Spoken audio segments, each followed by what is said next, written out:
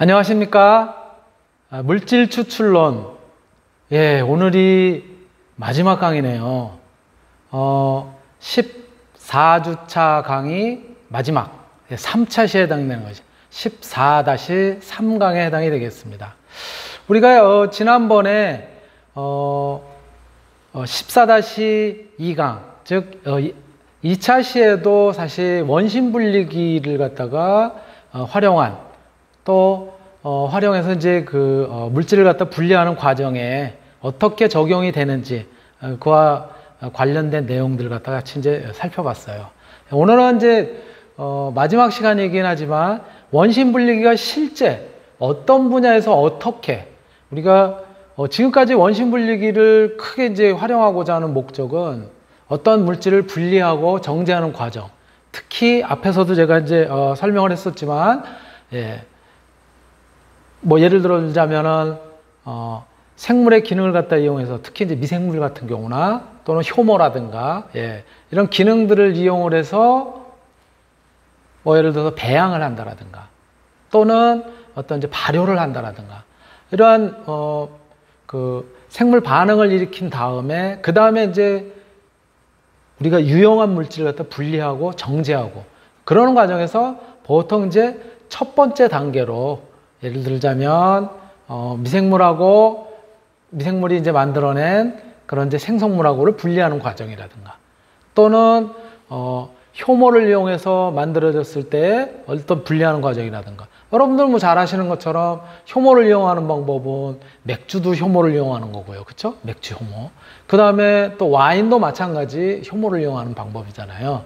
효모의 기능을 갖다 이제 활용하는 것이죠. 효모는 결국은 자기네들이 영양분이라고 하는 당 이런 것들을 갖다 섭취를 해서는 알코올을 갖다 만들어냈잖아요. 우리가 이제 알코올만을 얻기 위해서는 여러분들 맥주 거기 효모가 들어있는 그거를 그대로 마시지 않잖아요. 예, 그 효모를 갖다 제거를 하고 이렇게 소위 이야기하는 세포들이죠. 효모도 이제 세포니까 이런 것들 제거하고 난 다음에 그 다음에 이제 내용물만을 우리가 분리정제하는데 제일 첫 번째 단계에서 하는 것이 이제 보통 바로 원심 분리 또는 이제 침강 또는 침전 이렇게 얘기하기도 하고요.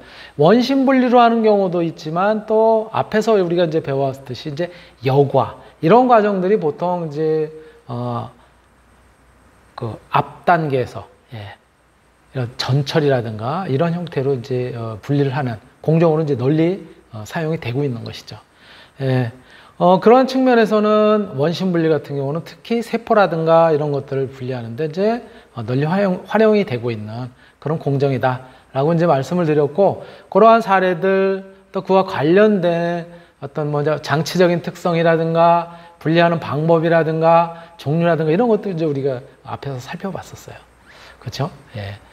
그런데 이번 시간에는 바로 원심 분리를 어디에 응용을 하냐면은요. 우리가 조금은 이제 고급 기술에 응용을 하는 거예요. 아니 교수님 뭐 원심 분리해가지고 무슨 고급 기술에 응용을 해요. 그냥 원심 분리하면 밀도차 또는 앞에서 배운 것처럼 크기, 질량 이런 것들에 의해서 분리하면 끝이지. 그렇죠.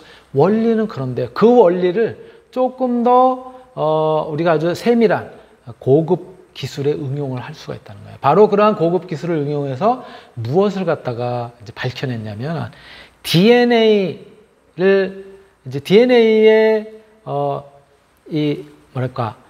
이중 나선 구조들 이런 것들이 가지고 있는 유전 정보 이렇게 이제 자손들한테 후손들한테 계속 유전 정보들이 전달이 되고 그러잖아요. 그렇죠? 그래서 이제 왓슨하고 이제 크릭이라고 하는 사람이 DNA의 구조는 이중 나선 구조를 갖다 가지고 있다.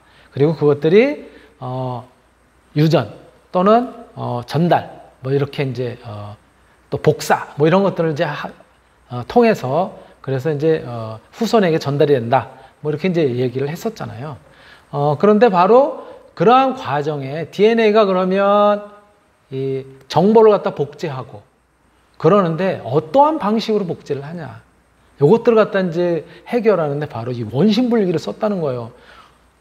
이게 뭐 이해하기 쉽지는 않지만 그래서 오늘 그 얘기 DNA의 반보존적 복제를 갖다가 이제 규명을 하는 그런 과정에 바로 이 원심 분리기가 활용이 됐다라고 하는 측면에서 그런 얘기를 갖다 좀 오늘은 해보도록 하겠습니다. 예. 자, 그러면 우리가 앞에서 물론 이제 살펴봤었지만 원심 분리 공정이라고 하는 것은 이제 바이오 공정, 예, 바이오 공정에서 특히 시료를 갖다 분리하는데 이런데 이제 맨 첫 단계로서 이제 널리 활용이 되어 왔다. 그런 얘기를 갖다 이제 우리가 같이 이야기를 했었고, 특히 알베르 클로드라고 하는, 예, 벨기에 출신의 이제 생물학자는 1929년에 미국 록펠러 의학연구소, 지금 이제 록펠러 대학인데, 여기에서 생물의 어떤 세포라든가 이런 것들을 갖다 이제 연구를 하는데 이 원심 분리기를 활용했다라고 하는 점을 이제 지난번에 우리가 같이 살펴본 적이 있는데, 특히 그 과정에서는 세포를 분쇄해서 저속에서 초고속까지 순차적으로, 이게 바로 뭐예요?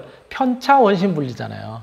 그렇죠? 디퍼런셜 또는 미분 원심 분리 뭐 이렇게 이제 표현하는데, 초고속으로 초고속까지 순차적으로 원심 분리해서 각 성분별로 이제 분리를 해서 미토콘드리아, ER, 라이소솜 뭐 등의 세포 구성물을 갖다 최초로 분리를 해서 그 결과 뭐라 그랬어요?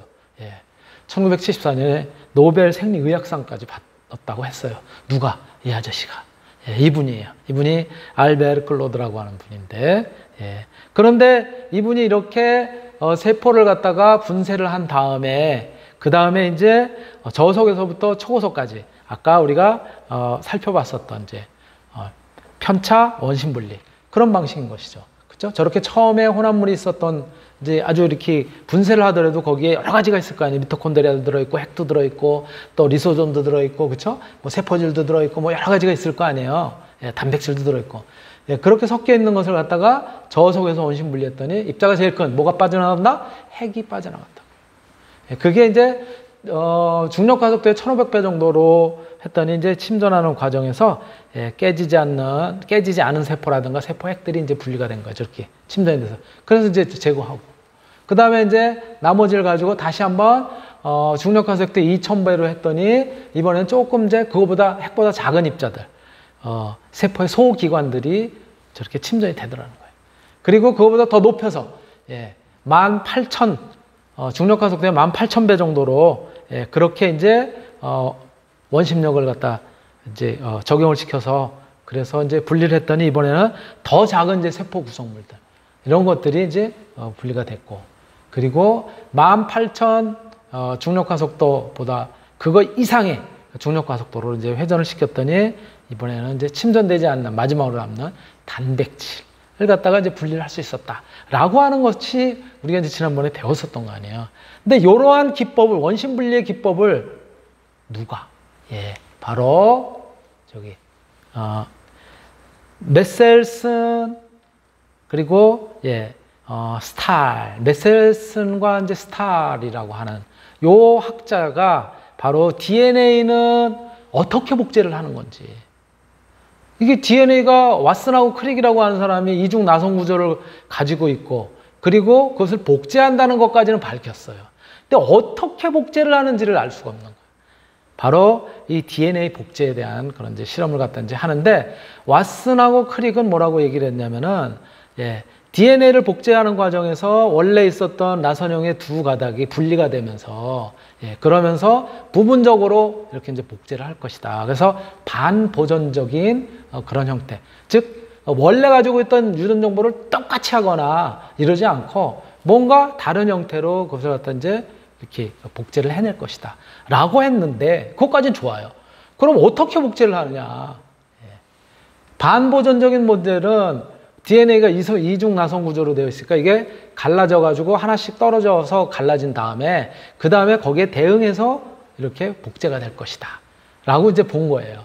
그런데 보존적인 모델은 뭐냐면은 복제를 하긴 하는데 이중 나선 구조의 그 원래, 예, DNA 가닥은 그대로 유지가 될 것이다.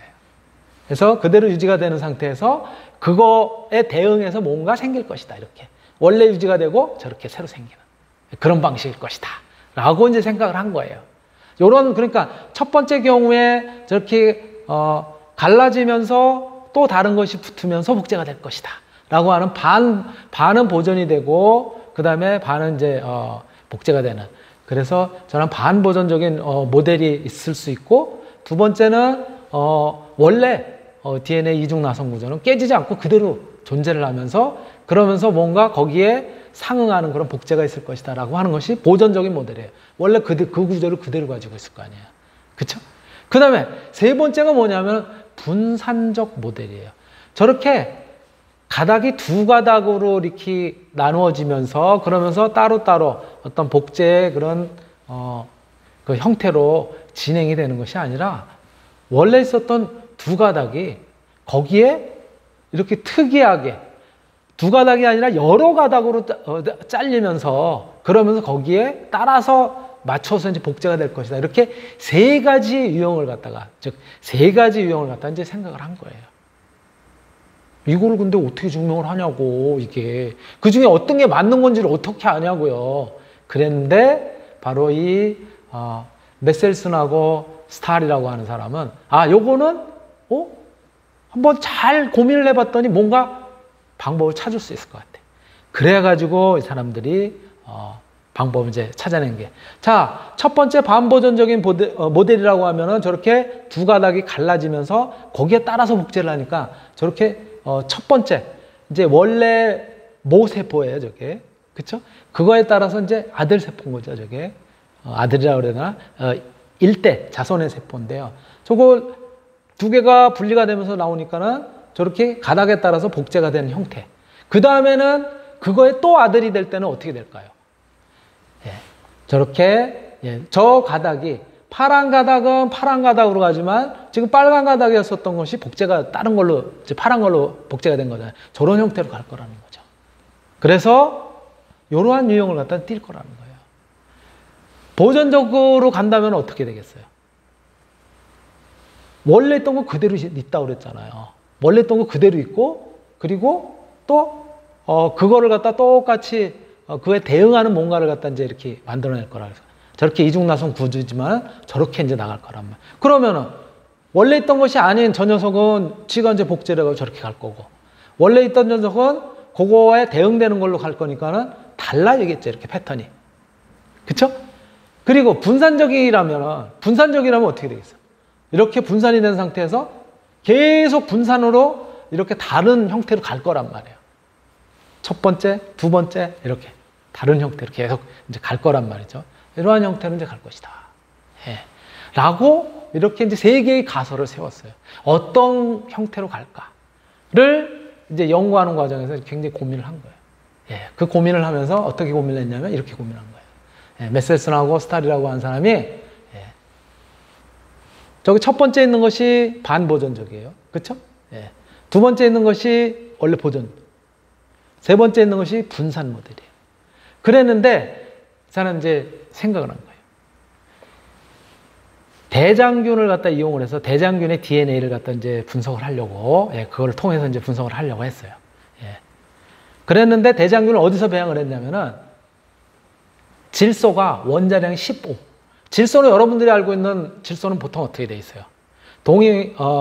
대부분 이제 그 원자 번호가 14짜리. 그래서 분자량은 이제 28 이렇게 되는, 그렇죠? 원자량이 14짜리로 알고 있지만은 동위원소로서 15짜리를 갖다 이제 활용을 한 거예요. 이건 이제 방사성인 그 물질은 아니지만은 동위원소로서 질량이 다른 것이죠. 여기에다가 넣었어요. 거기다 배양을 했어요. 저렇게 이제 배양을 했습니다. 그러면은 배양을 하면 쟤네들이 이제 자라면서 만들어낸 DNA는 어떻게 될까요? 질량이 15짜리 질소를 가지고 있는 그런 녀석일 거란 말이야. 그쵸? 그래서 쟤네들은 이제 저렇게 이중 나선 구조를 갖다 갖는다면은 15짜리가 이렇게 붙어 있을 거 아니에요. 그러니까 어떻게 되겠어요? 맨 밑에처럼 질소가 15 이렇게 돼 있을 거 아니에요. 그런데 걔네들을 이제 이번엔 바꿨어. 저렇게 키운 녀석을 어디로 이제 바꾼 거냐면요. 질소가 14짜리. 보통 일반 질소를 갖다가 넣은 거기에서 이제 배양을 했어요. 그래서 한 번 배양을 했어요. 그랬더니 배양을 했더니 그리고 원심 분리를 했더니 자 우리가 보세요. 질소가 15, 15 제일 무겁잖아요. 그 다음에 15, 14 그 다음 무거울 테고 그 다음에 14, 14 이렇다면은 어떻게 제일 가벼울 거 아니야. 그래서 배양을 해서 막 돌렸더니 뭐가 나타났냐면 가운데 게 나타났어. 띠가 가운데로 나타났어요. 그러니까 뭐예요? 한번 자손이 생긴 경우에 뭐라고요? 15, 15는 없더라 이거예요. 그러니까 뭐라는 거예요? 원래 거라면 어떻게 되겠어요? 아니, 원래가 아니라 이제 제일 쉽게 얘기한 가설 2번처럼 원래 거 그대로 있고 그리고 이제 또 다른 걸로 이제 복제가 될 것이다. 그러면 어떻게 될까요? 원래 거는 그대로 있으니까 15, 15가 그대로 있고 그 다음에 다른 거 복제되는 거 왜? 지금 배양액을 14짜리로 바꿨으니까 여기는 14, 14 있을 거 아니에요. 15, 15하고 14, 14하고 만들어졌어야 되는데 원래 게 그대로 있으니까 없어. 두 번째 거 보니까. 그러니까 1번은 아니네 가설이. 그쵸? 1번은 아니, 2번. 예. 2번은 가설이 해당이 안 되는 거예요. 그래서 아웃. 그럼 얘는 가닥이 부분적으로 된다면 저렇게 올 수도 있겠죠. 그쵸? 15, 14가 섞여 있는 형태로 저렇게 나타날 수도 있겠지. 그래서 두 번째 또 이제 했어요.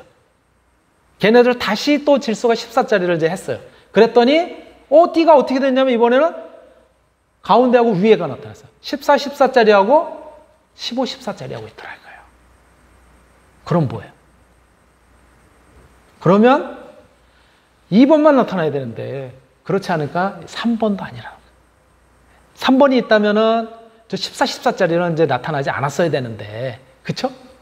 왜? 잘라줘가지고 된다며요. 그러면 걔네들 확률로 봤을 때 그런 것들이 있어야 되는데 그렇지 않더라는 거예요. 그래서 3번도 이제 아웃. 또 다시 한번 이제 그걸 갖다 증빙하기 위해서 했더니 결국은 2번, 3번으로만 가더라. 제일 처음에만 15, 15만 존재를 하더라. 라고 하는 부분들을 갖다 이제 알게 된 거예요. 그래서 바로 이런 것들을 이용을 해서 즉 원심 분리만을 이용을 해서 2번의 가설이 아니 1번 제일 1번의 가설이 부분적으로 보존이 되는 그런 복제 방식을 취하는구나 라고 하는 것을 알았고요. 그 결과 그런데 여기서 제가 이제 설명을 안 한 게 하나 있네. 바로 이때 밀도 9배 원심 분리를 갖다 통해서 14, 14, 14, 15, 15, 15 이런 것들의 위치를 갖다가 이렇게 더 튀어나가지 않도록 그렇게 한 것이 바로 여마세심이라고 하는 것을 갖다 이용해서 밀도 9배 원심 분리 기법을 활용을 한 거예요. 이렇게 원심 분리 기법만을 활용함으로써 이렇게 세운 가설을 갖다가 찾아낼 수가 있었던 거죠. 바로 그래서 결국은 메셀슨하고 스탈이라고 하는 사람이 DNA는 반보존적인 그런 형태로 복제를 한다라고 하는 것을 1958년에 원심 분리기만 가지고 물론 이제 초고속 원심 분리기를 활용을 했지만 그거 가지고 이렇게 증빙을 해냈어요. 그래서 이렇게 이중 나선 구조가 풀리고 거기에 따라서 그거에 상보적으로 이렇게 된다는 것들을 갖다 알았는데 요거는 이제 왓슨은 이런 식으로 되지 않을까라고 생각을 했는데 그래서 DNA가 반보존적 복제를 한다는 왓슨, 크릭의 가설을 갖다가 이 사람들이 메셀슨 스탈이라고 하는 사람이 증빙한 거나 마찬가지라는 거죠. 이렇게 원심 분리가 이렇게 바이오테크놀로지 쪽에도 이제 응용이 된다라고 하는 점을 말씀드릴 수 있었고요. 요거와 관련해서는 제가 이쪽에 이제 전문가는 아니니까 이와 관련된 여러분들 아마 고등학교 때 생물 2 배운 사람들은 이건 이제 공부를 했었을 거예요. 그 영상 같이 한번 살펴보도록 하겠습니다. 같이 보실게요. 시간에는 DNA 복제에 대해서 알아보도록 하겠습니다. 복제라고 하면 이 염색 분체 하나가 염색 분체 2개가 되는 이런 과정을 복제라고 하죠. 엄밀히 따지게 되면 이 이중 나선 구조가 2개가 되는 이런 과정이 DNA 복제라고 볼 수가 있습니다. DNA 복제가 일어나는 방법은 이 원본의 이중 나선 구조가 이것이 일단 풀린 다음에 그 다음에 이 원본의 상보적 결합을 하는 뉴클레오타이드가 주변에서 몰려오기 시작합니다. 그것이 이제 이어지게 되면 새로운 가닥이 만들어지게 되죠. 자, 이런 방법이 바로 이제 반보존적 복제 방법인데 이것이 알려지기 전에는 몇 가지 가설이 있었습니다. 자, 그 가설 중에 이 반보존적 복제가 왜 맞는지를 입증한 실험이 또 있습니다. 그 내용에 대해서 한번 알아보도록 하겠습니다. 자, DNA 복제에 대한 가설의 첫 번째는 갈라지지 않는다는 거죠. 원래 사실을 주형을 그대로 두고 이 정보를 분석해서 완전히 새로운 이중 나선 구조가 복제가 된다라고 하는 설이 보존적 복제가 됩니다. 말 그대로 보존이 되고 있는 거죠. 자, 두 번째 가설은 방금 봤던 원래 DNA 두 가닥이 있는데 이것이 풀린 다음에 하나는 보존이 되고 나머지 빨간색 부분은 새로 합성이 된다라고 하는 설이 반보존적 복제가 되는 거죠. 또 하나의 설은 이것들이 이제 상당히 꼬여있기 때문에 이것이 풀린다라기보다는 그냥 분해가 돼서 분산이 돼서 쪼개져서 이것이 다시 새롭게 여기 부분에 뉴클레오타이드가 DNA를 만들어낸다라고 본 거죠. 이렇게 분산되는 이러한 복제를 분산적 복제다라고 말을 합니다. 자, 이 세 가지 중에서 이 반보존적 복제가 실제로 DNA가 복제되는 방법이다라고 하는 것을 밝혀낸 사람이 바로 이 메셀슨과 스탈이 되겠습니다. 이 두 사람이 한 실험은 생물학적으로 가장 아름다운 실험으로 알려져 있습니다. 띠 무늬를 이용해서 분석한 실험인데 자, 어떻게 진행했는지 한번 보도록 하겠습니다. 자, 여기 지금 이 메셀슨과 스탈이 한 실험은 대장균을 이용을 했습니다. 대장균도 하나의 생명체이기 때문에 밥이 필요합니다. 배지 영양분이 필요한데 이 영양분 배지 안에 무거운 질소, 그러니까 방사성 동위원소를 여기 안에 집어넣게 됩니다. 그 다음 배양을 하는 거죠. 그러면 이 15N으로 표시된 DNA를 얻을 수가 있습니다. 왜냐하면 자, 이 DNA라고 하는 것은 인산당 염기로 되어 있죠. 여기 이 염기 부분을 확대해서 보게 되면 이런 고리 구조를 가지고 있는데 여기 부분에 N이 들어있는 거죠.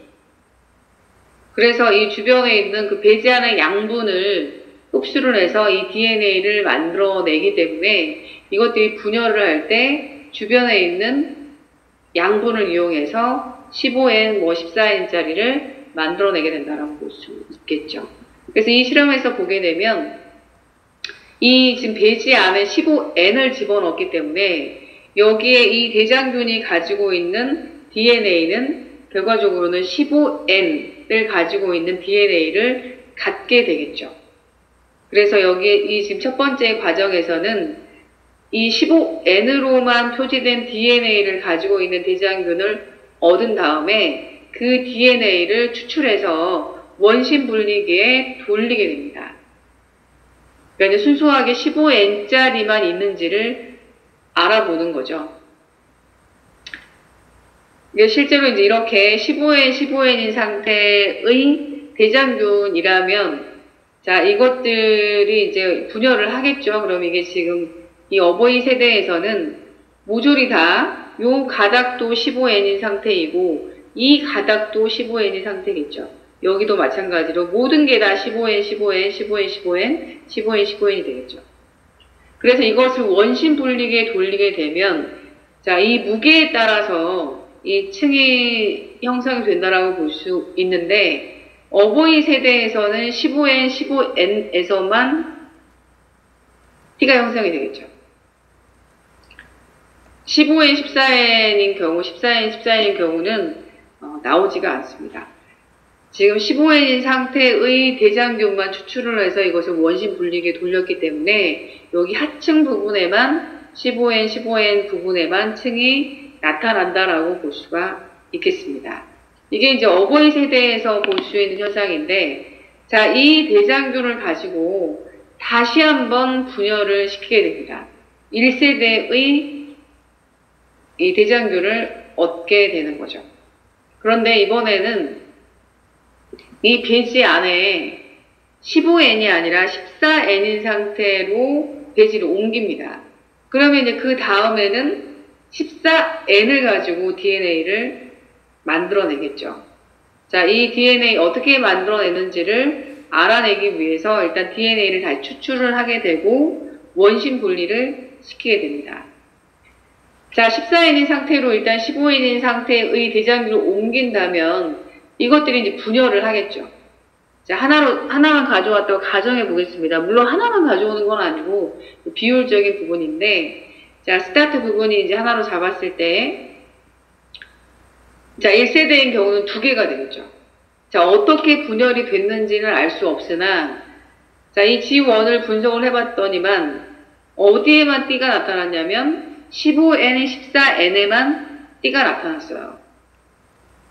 그러니까 이 이중 나선 구조가 15N, 14N인 DNA만 몽땅 있다라는 거죠.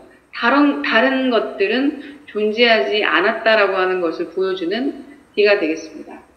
자, 그러면,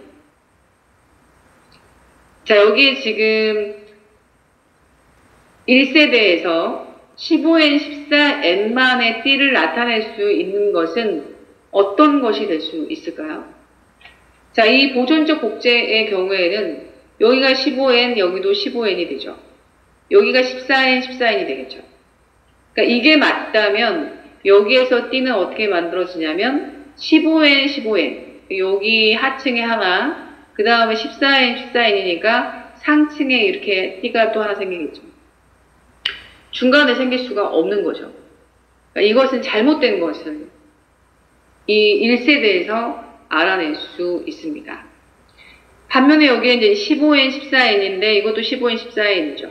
그러니까 15N, 14N인 상태만 존재하기 때문에 이거는 맞을 수 있겠죠. 자, 분산적 복제도 마찬가지로 여기에 지금 결과적으로 이거를 또 빨간색 부분을 또 보게 되면 한 가닥이 될 수 있죠. 그래서 이거는 지금 14N, 또 이거는 15N. 결국 이거 하나가 15N, 14N, 이것도 15N, 14N이기 때문에 여기도 중간에 띠가 만들어진다라고 볼 수 있겠죠. 그러니까 1세대에서 봤을 때는 이 두 가지는 맞는 말이 됩니다. 자, 이 둘 중에서 어떤 방법이 맞는지 다시 세대를 거듭해서 2세대까지 보게 되면 자, 어떻게 나올지 한번 생각을 해볼까요? 자, 2세대의 DNA를 추출했을 때 만약의 경우에 반보존적 복제를 한다면 자, 어버이 세대에서 15N, 15N인 상태인데 G1을 거치게 되면 15N, 14N만 나오게 되죠. 그래서 100% 15N, 14N만 나오게 됩니다. 근데 2세대로 갔을 때는 이제 4개가 나오겠죠. 여기서 갈라지고 여기도 갈라지고 이게 원본이라고 볼 수 있는데 그 다음에 만들어지는 DNA의 한 가닥은 모두 다 14N이겠죠. 14N은 배지에서 길렀기 때문에 이거는 14N인 상태가 다 이렇게 이중 가닥을 만들어내게 된다라고 볼 수가 있겠습니다. 자, 이렇게 되면 이것의 띠 무늬는 어떻게 나올까요? 이거는 15N, 14N, 이거 15N, 14N, 14N, 14N, 14N, 14N이 되죠. 그러면 띠가 이것은 중층에 나타나겠죠. 얘는 상층에 나타난다고 볼 수가 있습니다. 1대1로 나타나게 된다라고 볼 수 있겠죠. 근데 만약에 분산적 복제가 맞다면 자, 일단 이 G1에서는 이렇게 일단 분산이 된 다음에 여기 이런 식으로 복제가 된다라고 봤을 때 자, 이 부분에서는 15N, 14N만 나타나겠죠. 결과적으로 이게 지금 연두 색깔을 모은다고 치게 되면 한 가닥이 되고 여기도 한 가닥이 되니까 결과적으로 15N, 14N이다라고 볼 수 있겠죠. 이것도 15N, 14N이니까 여기에만 나타난다라고 볼 수가 있겠습니다. 근데 G2에서 일단 또 이게 분산이 되겠죠. 이렇게 갈라진 다음에 그 다음에 만들어지는 이 지금 DNA 경우에는 다 14N인 상태가 되겠죠. 자, 이렇게 된다면 2세대에서 분산적 복제로 인한 띠 모양은 어떻게 만들어질까요? 자, 이 한 가닥만 볼까요? 여기는 지금 14n이 맞죠. 근데 이건 지금 15n이라고 보기에는 이 한 가닥의 절반밖에 들어있지 않죠. 자, 이 모양이 다 지금 다 똑같기 때문에 자, 이 띠가 형성이 될 때 그럼 위치가 어떻게 될 수 있을까요? 이 가운데가 15n, 14n인데 요거보다는 더 약간 가볍겠죠. 여기 14n이 여기가 이 부분이 더 들어가 있기 때문에. 그래서 이 위치로 본다면 약간 15n, 14n보다 위쪽에 존재한다라고 볼 수가 있습니다. 근데 이 메셀슨과 스탈이 실험을 해본 결과 띠가 이 세대에서는 어디에서 만들어졌냐면 여기 이 중층과 상층의 1대1의 비율로 만들어졌습니다. 그러면 어떠한 복제 방법이 맞다는 것을 입증한 걸까요? 네, 바로 반보존적 복제를 통해서 일어났다라고 하는 것을 알 수가 있는 거죠. 네, 이렇게 해서 이 반보존적 복제가 맞다라고 하는 것을 입증해냅니다. 자, 다시 한번 정리를 해보도록 하겠습니다. 자, 이 지금 어버이 세대라고 볼 수가 있는데 어버이 세대에서는 지금 이렇게 15n, 15n인 상태인데 이것을 14n인 상태로 가지고 와서 분열을 시켜보게 되면 이렇게 되겠죠. 15n, 14n만 모조리 나오게 되죠. G2에서 이 두 개가 다시 분열을 하게 되면 4개가 되겠죠. 자, 이 두 개가 분열하면 4개가 되는데 여기에 15n인 상태는 딱 요 두 가닥밖에 없죠. 요거 연두색 하나, 요거 하나. 나머지 14n의 상태의 그 배지에서 양분이 제공이 되기 때문에 그 다음에 만들어지는 것은 자, 일단 이게 지금 반보존적 복제니까 자, 원본이 이렇게 있고 그 다음에 만들어질 땐 다 이런 식으로 만들어지겠죠. 또 3세대의 경우에 8개가 되겠죠. 자, 그런데 여기에 15n인 상태 여기 부분이 유지가 되는 건 몇 개인가요? 네, 다 2개씩 밖에 없죠. 사라지진 않고 그 상태가 계속 이제 이어지고 있기 때문에 15n, 14n인 상태는 딱 2개만 있다라고 볼 수가 있습니다. 그래서 이걸 좀 숫자를 보면 15n, 14n의 비율을 봤을 때 이거는 2개 중에 2개죠. 2분의 2라고 볼 수 있고 이것은 4개 중에 2개죠. 4분의 2. 이것은 8분의 2가 됩니다. 다시 정리를 좀 해볼까요? 자, G0 부모 세대에서 이제 G1으로 왔을 때 자, 2개 중에 15n, 14n은 2개죠. 2분의 2가 되고 또 이 G2에서는 전체 수가 4개죠. 4개가 되는 거죠. 4개 중에 이 2개가 계속 유지가 되기 때문에 4분의 2가 된다라고 볼 수 있습니다. 여기서 만들어진 또 한 번 얘를 분열을 시키니까 여기서 만들어지는 건 8개가 될 텐데 그럼 8분의 2가 되겠죠. 네, 두께로 본다면 여기 아래가 되게 얇고 여기가 두꺼워지죠. 점점 두꺼워지겠죠. 여기는 몇 분의 몇일까요? 네, 16분의 2가 된다라고 볼 수 있죠. 이걸 좀 일반화시켜 보게 되면 이게 지금 거의 4, 8, 16이니까 2의 n승으로 가고 있는 것을 볼 수 있죠. 2의 3승, 2의 4승. 2세 되면 2가 되고 3세 되면 3이 되고 4세 되면 4가 되는 이런 상황이 되는 거죠. 그래서 15엔, 14엔의 비율을 알고 싶다면 일반화시켜 봤을 때 2의 n승분의 2가 된다라고 볼 수 있죠. 자, 이 두 개는 항상 유지가 된다라고 볼 수가 있습니다. 그래서 여기 좀 다시 적어보면 이 G1일 때 15N, 15N은 존재하지 않겠죠. 이건 어버이 세대에서만 존재한다라고 볼 수 있고 자, 15N, 14N의 경우에는 두 개가 계속 유지가 되는 거죠. 자, G1에서는 이것만 존재하기 때문에 14N, 14N은 없다라고 볼 수 있는데 자, 이 세대로 가게 되면 여긴 다 0이 됩니다. 이 2는 계속 2는 유지가 될 수밖에 없죠. 대신에 이제 14N, 14N이 생기기 시작하는 거죠. 전체가 4개이기 때문에 얘는 지금 4 중에서 2가 된다고 볼 수 있겠죠. 여기는 어떻게 될까요? 여기는 0이 되고 여기는 여전히 2가 되고 2가 유지가 되고 나머지는 14N, 14N이 되는 거죠. 여기도 마찬가지 0이 되고 여기 2개인데 여기는 14가 된다라고 볼 수 있죠. 이 비율을 물어본다면 G2 2세대에서 이 15N과 14N, 14N과 14N의 비율이 몇 대 몇이냐, 뭐 이런 걸 물어볼 수도 있겠죠. 뭐 1대1, G3에서는 1대3, 뭐 G4에서는 1대7, 뭐 이런 식으로 표현할 수 있다라고 볼 수가 있겠습니다.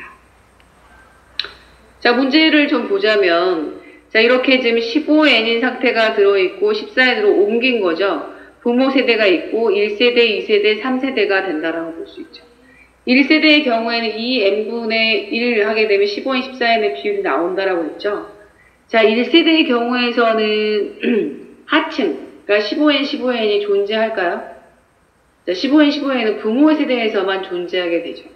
여기로 옮겨버렸기 때문에 1세대부터는 15n, 14n이 나타난다라고 볼 수 있겠습니다. 여기 하층에 나타나지 않겠죠. 자, 2세대로 가게 되면은 2세대의 경우에는 2n분의 2니까 2의 제곱이니까 4분의 2가 되겠죠. 그러니까 이 지금 15n, 14n이 2가 되는데 여기가 2가 되면 상층도 2가 되니까 1대1이 된다라고 볼 수가 있겠습니다. 그럼 3세대의 경우에 어때요? 2의 n승분의 2라고 봤을 때 2의 3승분의 2가 되는 거죠. 그렇게 되면 전체 가닥은 8가닥이 되고 이 중에 15가 존재하는 건 15인 14에는 2로 계속 유지가 되고 있죠. 그래서 8분의 2가 되니까 4분의 1이 된다라고 볼 수가 있겠습니다. 네, 좀 쉬었다 가겠습니다. 네, 이렇게 해서 우리가 살펴볼 수가 있고요. 제가 준비한 내용은 여기까지입니다. 네, 마치도록 하겠습니다.